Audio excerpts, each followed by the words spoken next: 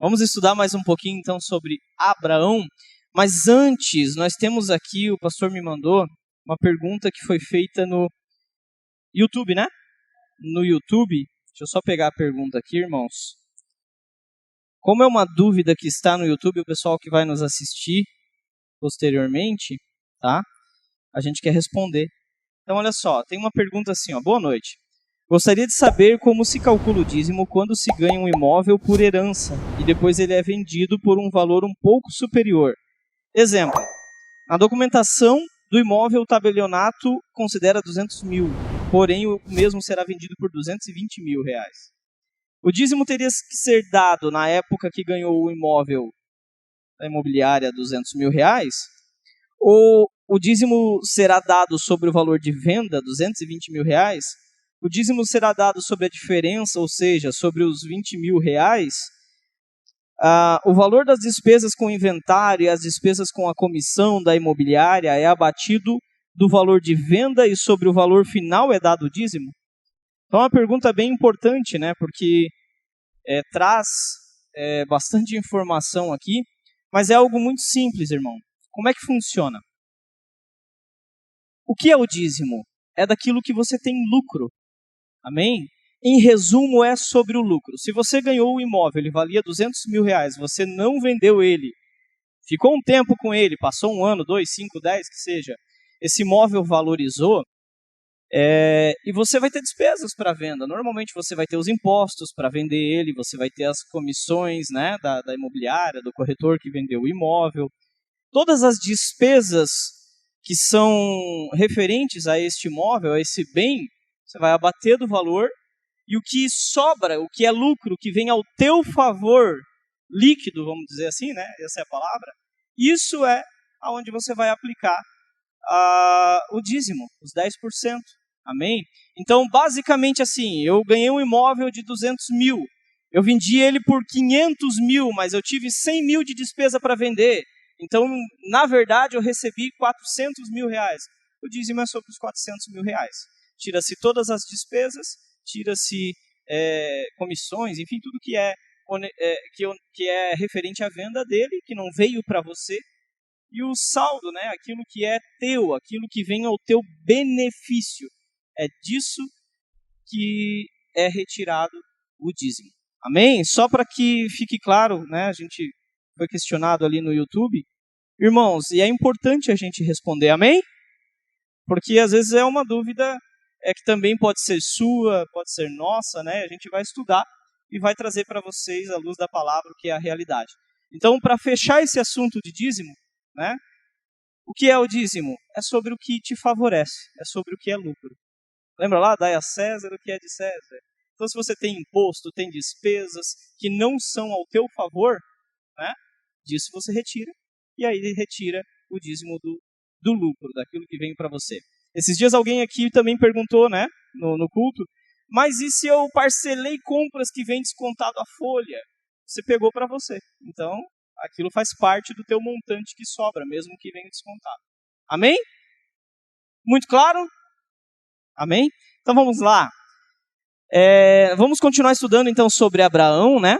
E eu queria que você parasse para pensar um pouquinho a respeito de Abraão rapidamente. A gente já essa é a terceira aula, certo? É a terceira aula sobre Abraão. E eu queria trazer para você fatos sobre a vida de Abraão que nós já estudamos para começar a abrir o nosso entendimento.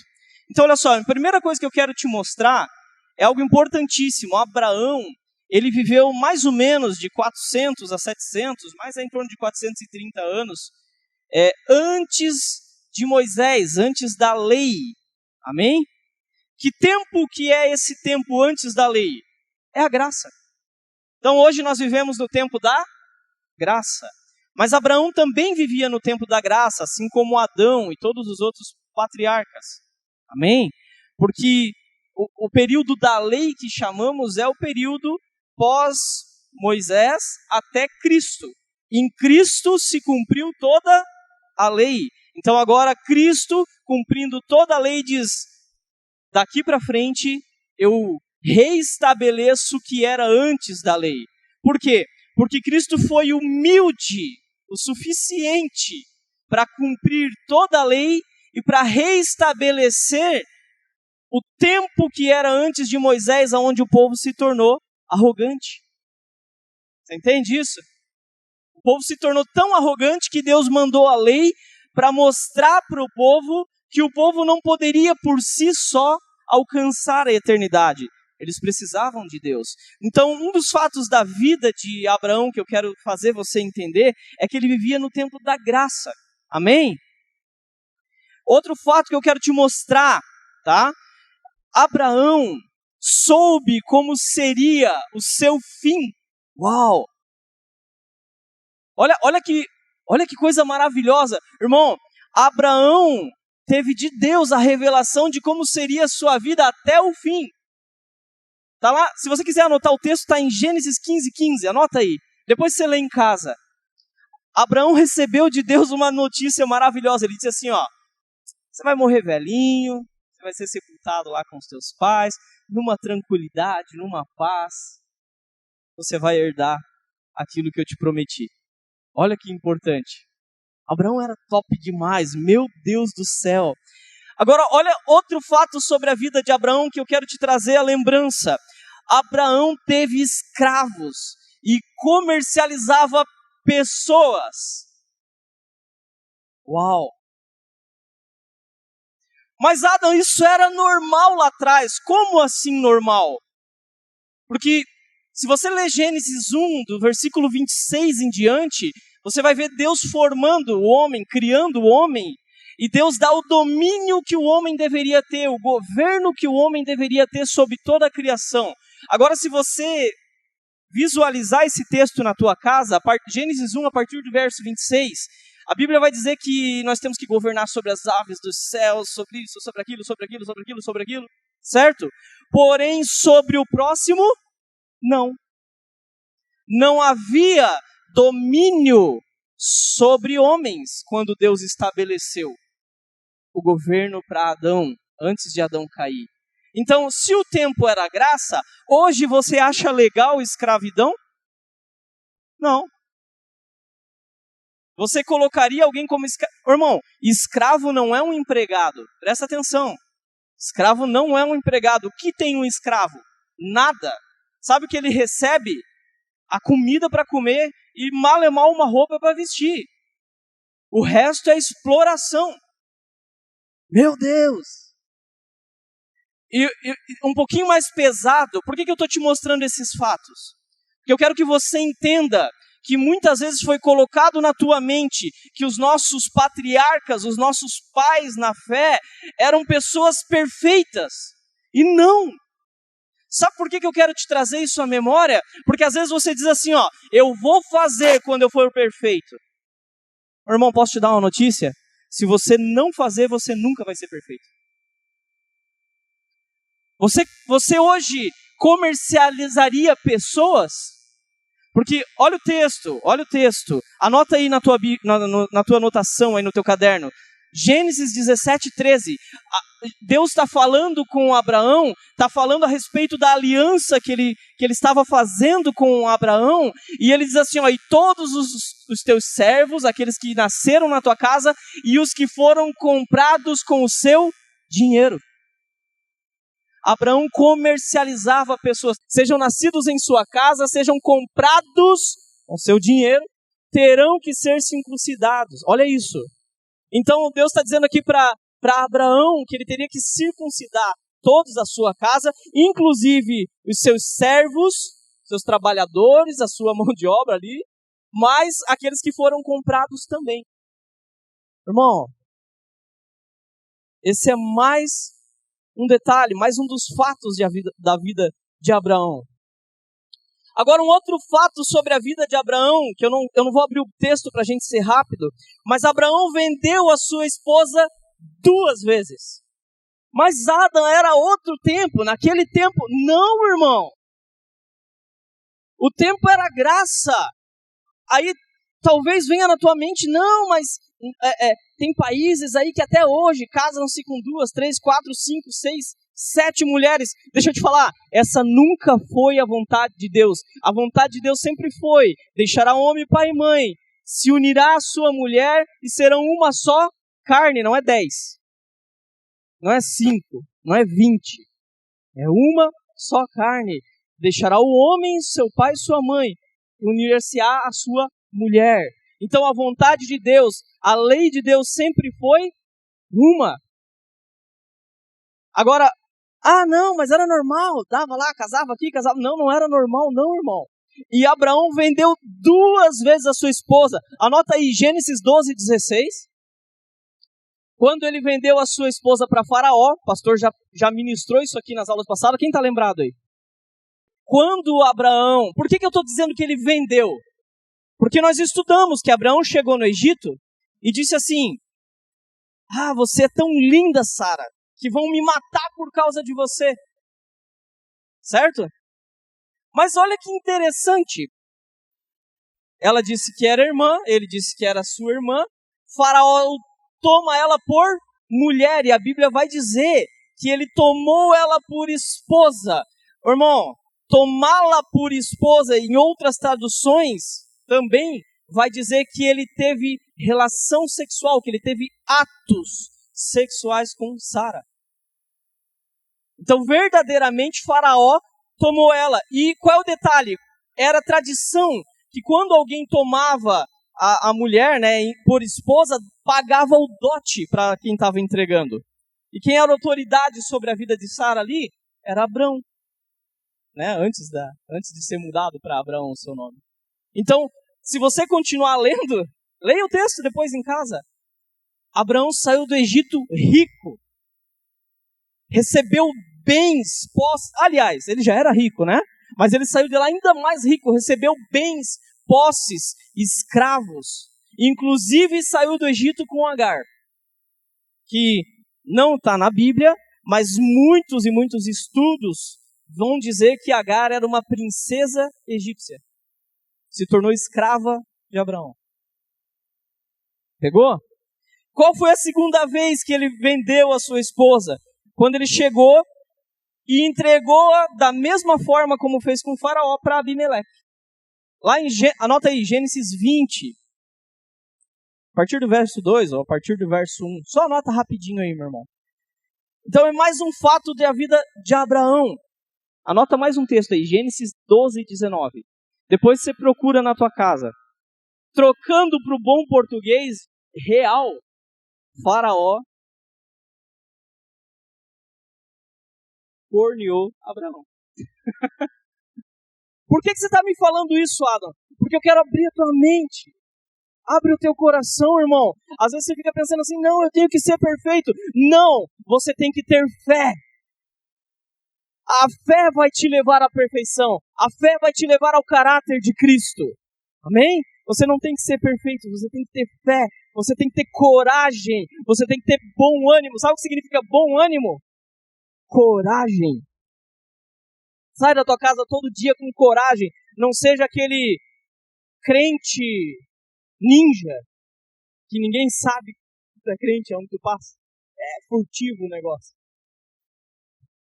Crente 007. Amém, irmão?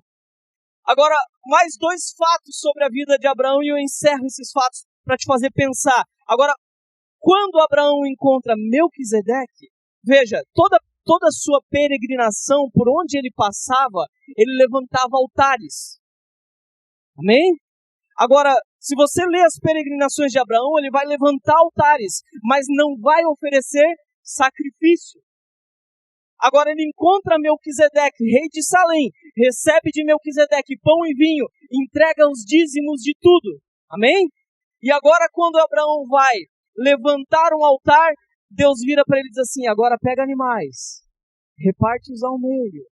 E agora Abraão, depois que tem um encontro com Cristo, se torna sacerdote e também começa a ofertar. Irmão, Abraão não ficou só no dízimo. Abraão foi para a oferta também. Amém? É mais um fato sobre a vida de Abraão. Deus foi mudando a trajetória dele, olha só. E o último fato, anota aí, Gênesis 15:9, o encontro com Melquisedeque, e Gênesis 15:6, ele creu no Senhor, e isso lhe foi imputado como justiça. Uau! Então, por que nós temos Abraão como pai na fé? Porque a fé dele era fantástica. Ele creu. E a Bíblia diz que isso foi imputado como justiça. Creu em Cristo mesmo antes de Cristo ter se manifestado na terra, como se manifestou em Jerusalém, como se manifestou há mais ou menos 2000 anos atrás. Mas, Adam, do que nós vamos falar hoje? Abre comigo lá em Gálatas. Gálatas capítulo 4, verso 21. Digam-me vocês, os que querem estar debaixo da lei, acaso vocês não ouvem a lei? Pois está escrito que Abraão teve 2 filhos, um da escrava e outro da livre. Agora vai comigo lá em Gênesis, capítulo 16. Ora, Saraí, mulher de Abrão, não lhe dera nenhum filho, como tinha uma serva egípcia, chamada Agar. Disse a Abrão, já que o Senhor me impediu de ter filhos. Ei, irmão, presta atenção. Sara está dizendo que o Senhor a impediu de ter filhos. Abraão vendeu Sara 2 vezes. Se Deus não tivesse impedido, Abimeleque também teria se deitado com ela. Agora veja, o ventre de Sara era fechado, porque Deus sabia, Deus conhecia o coração de Abrão. Ele ainda não era perfeito. Olha isso, irmão. Então, olha o que vai acontecer. Possua a minha serva, talvez eu possa formar família por meio dela. Abraão entendeu a proposta de Saraí, ou Abrão, né? Quando isso aconteceu, já fazia 10 anos que Abrão, seu marido, vivia em Canaã. Foi nessa ocasião que Saraí, sua mulher, entregou sua serva egípcia Agar a Abraão. Então Sara agora, depois de tanto tempo vivendo junto com Abrão, depois de ter sido vendida depois de ter sido dada como esposa para Faraó, de ter passado já tantas coisas ao lado de Abraão, diz assim, eu não consigo gerar um filho, mas ela entendeu que Deus tinha prometido a Abraão que ele teria filhos, que ele teria uma geração das suas entranhas. Então Sara foi fazer o quê? Foi ajudar Deus. Deixa eu fazer uma pergunta. Deu certo? Deu certo? Não deu certo, irmão. Você precisa entender. Para de tentar ajudar a Deus. Olha só, quando nós falamos a obra de Deus, você consegue fazer a obra de Deus? Não. Adam, você consegue fazer a obra de Deus? Não. Pastor Moreto, você consegue fazer a obra de Deus? Não, porque a obra é de Deus. Então o que nós fazemos? Nós permitimos Ele fazer através de nós. Agora Sara não. Sara quis ajudar a Deus. Se Deus fechou minha madre, eu preciso dar a Abraão, né, uma árvore genealógica, eu preciso dar filhos, formar família com Abraão, certo? Então eu vou dar uma ajudinha para Deus. Irmão, olha a arrogância. Toda vez que você tenta ajudar a Deus, você está sendo arrogante, porque você não tem a capacidade de fazer a obra de Deus. É Deus quem te capacita a fazer a obra dele. Aliás, é Ele quem tem que fazer através de você. Você percebe isso? Consegue compreender a arrogância de Sara? Porque agora ela diz assim, Deus não está dando filhos, então vou eu entregar minha serva Agar. Então agora ela entrega a serva Agar e nasce quem? Ismael. Vamos lá em Gênesis 17. Quando Abraão estava com 99 anos de idade, o Senhor lhe apareceu e disse, eu sou o Deus Todo-Poderoso, ande segundo a minha vontade e seja íntegro. 2. Estabelecerei a minha aliança entre mim e você e multiplicarei muitíssimo a sua descendência. Irmão, olha o que Deus está falando. Eu vou multiplicar a tua descendência. Agora, qual é a descendência que Deus quer multiplicar? Não é aqui a descendência através de Ismael, a ponto de você ver em Gênesis 15, Abraão dizendo assim, aliás, em Gênesis 17 mesmo, 17 e 18, abre lá para mim. Olha Abraão dizendo aqui para Deus, e Abraão disse a Deus, permite que Ismael seja o meu herdeiro, ou seja, eu quero que Ismael permaneça vivo. Olha o que Deus responde, 19. Então Deus respondeu, na verdade Sara, sua mulher, lhe dará um filho. Olha isso. E você lhe chamará Isaque, com ele estabelecerei a minha aliança, que será aliança eterna para os seus futuros descendentes. O filho da promessa não era Ismael, o filho da promessa era Isaque, era das entranhas de Abraão, mas não poderia ser com outra, porque quem era a mulher de Abraão? Sara. Quem foi Ismael? Filho da precipitação de Abraão, porque Sara quis ajudar Deus, e Abraão disse, show de bola, vou pegar a novinha. Irmão, deu ruim para Abraão, deu ruim para Sara. Quer ver por quê? Vai lá em Gênesis 21. O Senhor foi bondoso com Sara, como lhe dissera, como ele havia prometido para ela, e fez por ela o que prometera. Vai, verso 2. Sara engravidou e deu à luz um filho a Abraão, em sua velhice, na época fixada por Deus em sua promessa. 3, vamos lá. Abraão deu o nome de Isaque ao seu filho, que Sara lhe dera. Quando seu filho Isaque tinha 8 dias, então o que Abraão fez? Circuncidou, conforme Deus lhe havia ordenado. Estava ele com 100 anos de idade quando lhe nasceu Isaque, seu filho, filho da promessa. E Sara disse, Deus me encheu de riso, e todos os souberam disso rirão comigo. Vai, verso 7. E acrescentou, quem diria a Abraão que Sara amamentaria filhos? Contudo eu lhe dei um filho em sua velhice. 8. O menino cresceu e foi desmamado. Ei, presta atenção nessa parte. O menino cresceu e foi desmamado. No dia em que Isaque foi desmamado, Abraão deu uma grande festa. Uau, vamos lá. Sara, porém, viu que o filho de Agar, quem é esse? Ismael, a egípcia, dera a Abraão, estava rindo de Isaque. E disse a Abraão, livre-se daquela escrava e do seu filho, porque ele jamais será herdeiro com o meu filho Isaque. Irmão, o que você faria? Você mãe, você pai, o que você faria? Você gerou um filho. É seu filho. Ismael era filho de Abraão ou não?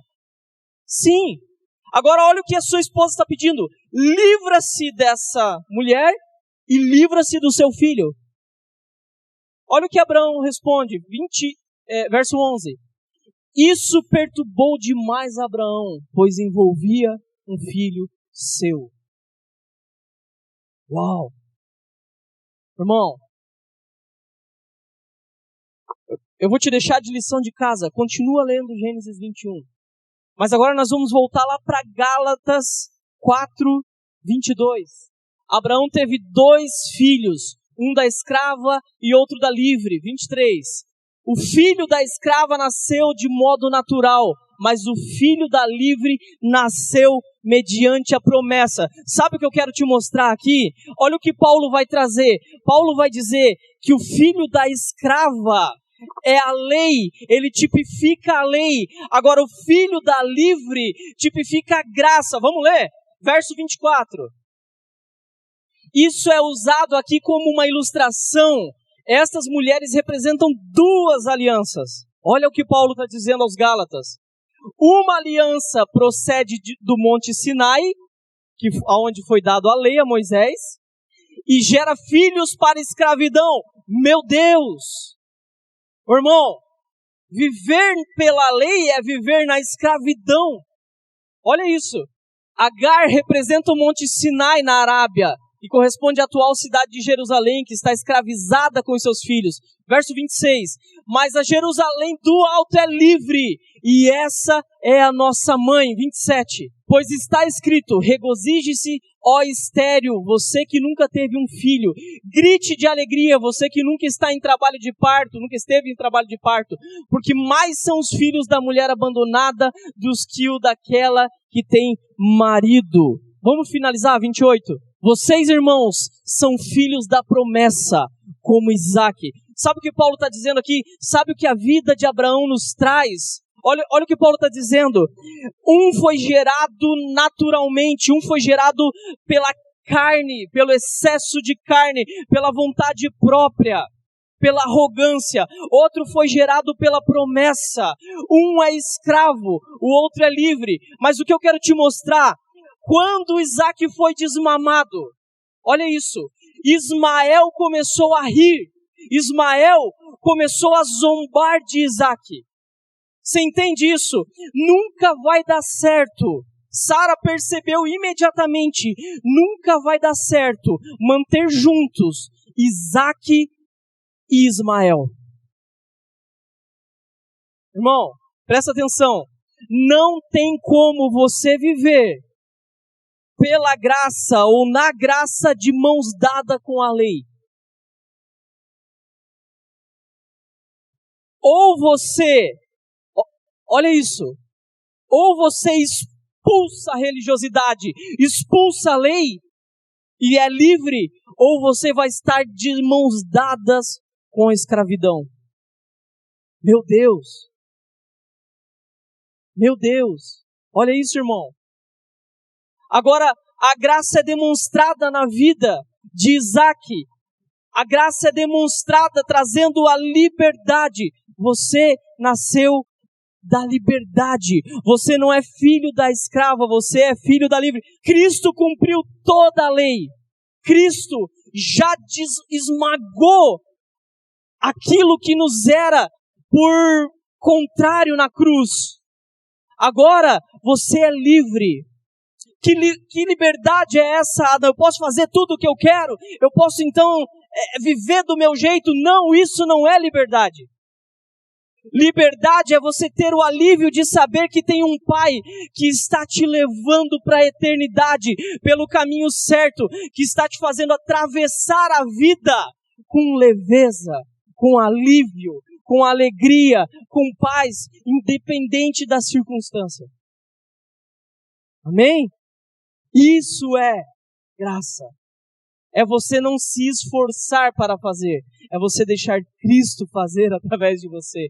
Porque a obra dele é perfeita e ele é quem tem que fazer através de nós. Agora, irmão, o que queremos? Reinar com Cristo. Como reinaremos com Cristo? Abrindo mão da soberba, abrindo mão da arrogância, dizendo assim, eu cuido da minha vida, eu sei para onde eu vou do meu jeito, e dizendo assim, Jesus, faz através de mim. Tendo a coragem e a humildade para dizer, Jesus, não eu, mas tu, flui através de mim. Não eu, Jesus, mas você, Jesus, flui através de mim. Eu quero amar ao meu próximo, não da minha forma, mas como tu, Jesus, amou a igreja. É dessa forma que iremos reinar. Essa é a visão de reino. Irmão, é impossível você conquistar o reino dos céus. Porque para você conquistar o reino, você precisa matar o seu reino. Você já jogou xadrez? Irmão, é impossível você conquistar o reino pela tua força. Agora, olha o que acontece. Olha um dos fatos da vida de Abraão, que herdou o reino, da vida de Isaac, que herdou o reino. O que aconteceu? O que lhe fez herdar o reino? Ele creu, e isso lhe foi imputado por justiça. Adam, tudo que você me falou a respeito de Abraão, chegou no final da vida dele, ele já não era mais assim. Ele errou, tropeçou, caiu, mas levantou. E ele permitiu o Senhor trabalhar através da vida dele. Irmãos, meu Deus, Abraão é pouco demais. Você está estudando, já é a terceira aula. Agora ele está sendo transformado por Jesus. Na próxima aula você vai ver o nível da fé. Você que está aí no YouTube, meu Deus, não deixa de assistir a próxima aula. E se você puder, esteja aqui com a gente. Porque você vai ver o nível da fé de Abraão. Talvez você não suportaria. Teve gente que não suportou a fé de Abraão. Mas isso é o pastor Moreira na semana que vem. Amém? Então, irmãos, isso é visão de reino. É crer e permitir que Cristo faça através de você. É impossível conquistarmos o reino, mas é possível herdarmos o reino sendo filhos que permitem que o Pai trabalhe, governe as nossas vidas. Ele é bom, a sua vontade é boa, agradável e perfeita. Amém? Vamos lá. Então Abraão teve que expulsar o filho dele da casa dele. Abraão teve que expulsar Ismael e a sua mãe Agar da sua casa. E a forma que Abraão expulsou, irmão, Abraão deu um saquinho de comida, disse assim, ó, vai. Agora, Deus abandonou Ismael e Agar? Não, Deus não abandonou. Pelo contrário, Deus prometeu para Agar que o seu filho seria um grande guerreiro, um homem bravo, certo? E dele sairiam muitos reis e nações, e ele seria, sabe, muitas nações através de Ismael. Então Deus prometeu e Deus cumpriu na vida de Ismael, na vida de Agar. Agora, Abraão teve que expulsar. Por quê? Porque se Ismael permanecesse junto com Isaac, ele mataria Isaac. Sabe por quê? Porque se você ficar de mãos dadas com a lei, que aqui Paulo está dizendo que está tipificada por Ismael, a lei vai matar a graça que há em você. Como assim, Adam? Como assim? Irmão, não tem como eu conquistar o reino. Sabe o que a lei faz? Ela mostra para mim os meus defeitos. Sabe o que a lei faz? Ela não me permite alcançar salvação. Ela não me permite alcançar redenção. Porque ela me mostra que eu sou imperfeito. Você entende isso? Então a lei não me permite herdar o reino. Eu teria que conquistá-lo. Quem conquistou o reino? Cristo. Foi o único que cumpriu toda a lei. Por isso ele conquistou o reino. Aí você vai entender o texto lá. De Salmos 24, levantai, portas, vossas cabeças, levantai os portais eternos, porque chegou o Rei da Glória. O irmão, ele venceu a lei. Aquilo que é impossível para a humanidade, Cristo, o próprio Deus se tornando humano, foi perfeito e venceu por mim e por você. Então, se Abraão tivesse deixado Ismael com Isaac, provavelmente Isaac mataria Ismael. Vou fazer mais uma pergunta rapidinho. Ali baseado em Gálatas 4:29. Se eu sou um cara da graça, eu tenho que ser perseguido por quem está debaixo da lei. Se eu não estou sendo perseguido, e que tipo de perseguição é essa que eu tenho que sofrer? Uau! Pergunta aí, irmão. O que Paulo está dizendo aqui? Olha aí.